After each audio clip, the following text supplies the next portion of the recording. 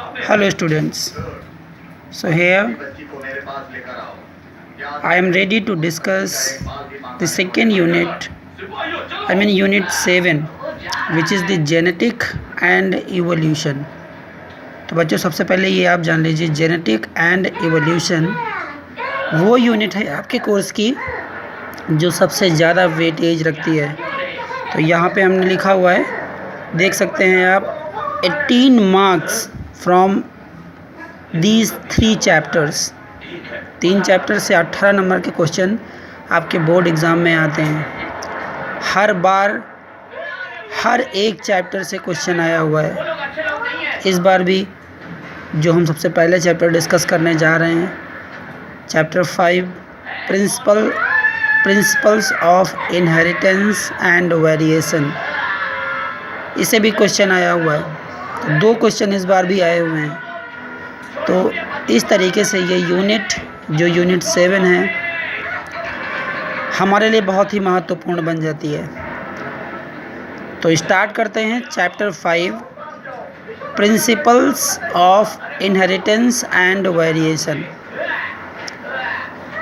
अब आप इन 18 मार्क्स को इन 3 चैप्टर में डिवाइड करेंगे तो आप पाएंगे कि हर एक चैप्टर से लगभग 6-7 मार्क्स के क्वेश्चन आते हैं। यहाँ पे हमने कुछ इंट्रोडक्टरी पार्ट कवर किया हुआ है बच्चों, जो चैप्टर 5 से लिया गया है। टर्मिनोलॉजी बेस्ड इंट्रोडक्शन हम आज आपको चैप्टर 5 से देने जा रहे हैं।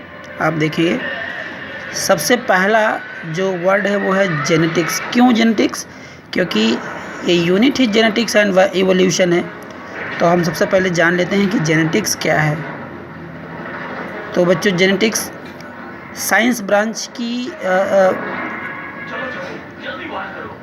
The branch of science which deals with the inheritance and variation, विज्ञान की वो शाखा जो आनुवंशिकताएं और अभिलक्षणों को डिस्कस करती है। यहाँ पे आप देखिए इनहेरिटेंस, हम अभी आगे आपको बताएंगे कि इनहेरिटेंस का मतलब क्या है।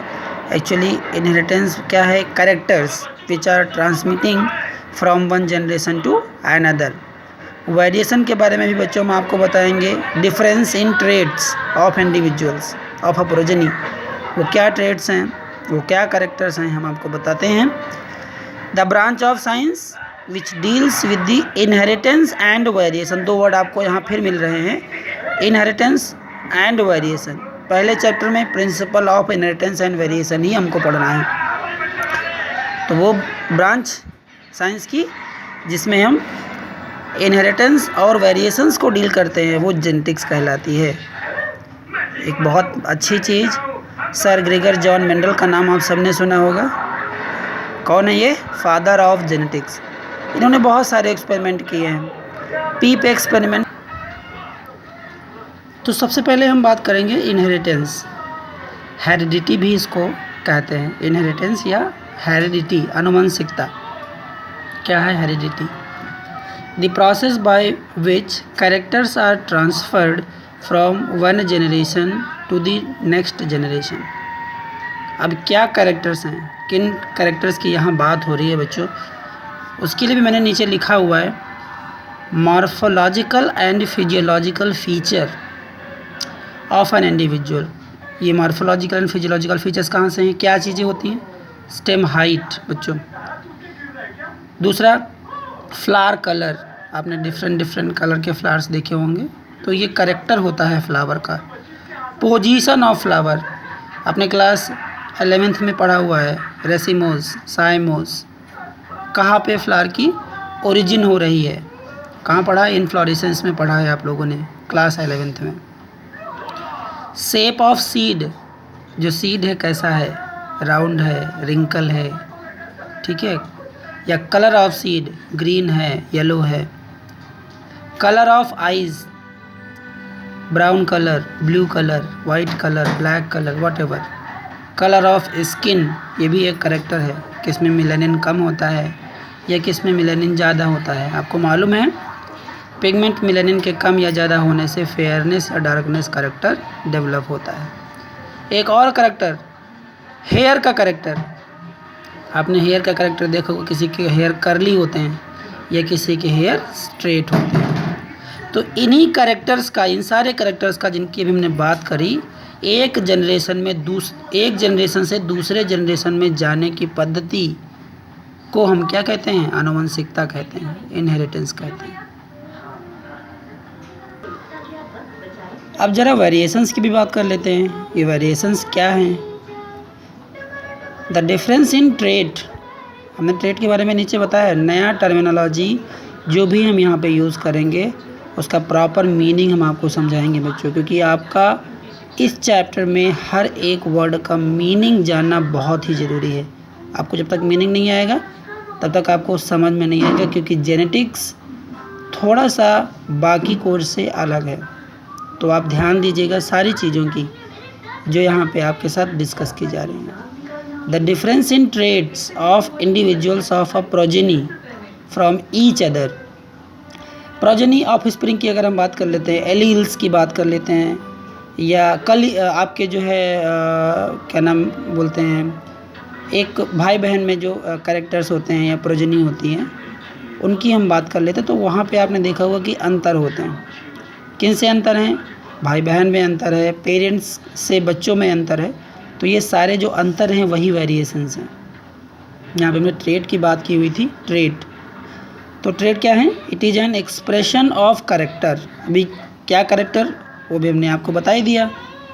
कुछ कैरेक्टर और भी मैंने यहाँ पे लिखे हैं, लाइक टॉलनेस, डॉर्फनेस। मेंडल ने जो एक्सपेरिमेंट आगे किया वो इन्हीं कैरेक्टर्स को ले करके किया। पी प्लांट पाइसम सटाइवम पे इन्होंने एक्सपेरिमेंट किया।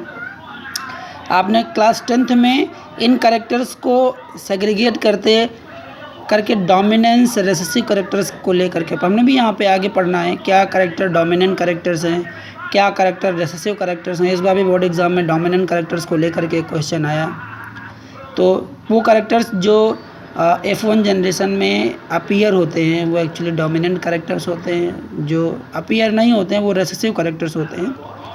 तो इन सारे कैरेक्टर्स, इन सारे ट्रेड्स को ध्यान में रखते हुए हमें आगे मेंडल के एक्सपेरिमेंट्स, जो मेंडल ने एक्सपेरिमेंट किए, मेंडल्स लॉ ऑफ इनहेरिटेंस, इसको हमें आगे स्टडी करना है। तो ये इंट्रोडक्टरी पार्ट था जहाँ पे हमने थोड़ा सा जेनेटिक्स, थोड़ा सा इनहेरिटेंस और थोड़ा सा कैरेक्टर्स और वेरिएशंस के बारे में बात की है। तो आप इस वीडियो को देखिए और इसमें से अगर आपको कोई समस्या या कोई प्रॉब्लम आती है आप पूछ सकते हैं। आप ध्यान से देखिए, मैंने पहले ही आपको समझाया है कि इस यूनिट का जो वेटेज है बेटा बहुत ज़्यादा है।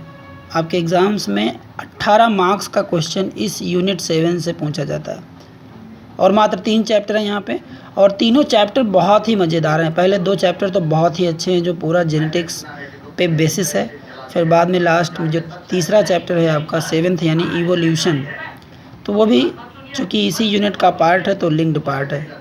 आप सारी चीज़ें ध्यान में रखते हुए, सारे टर्मिनोलॉजी को ध्यान में रखते हुए इस चैप्टर को आगे कंसिडर करिए, कंटिन्यू करिए। I am ready with you to discuss all the important things which belongs to this chapter और from this unit, and I want from your side is only your support, your responses. You all students give your response to discuss this unit, which makes it easy for me as well as for you. So best of luck. Goodbye.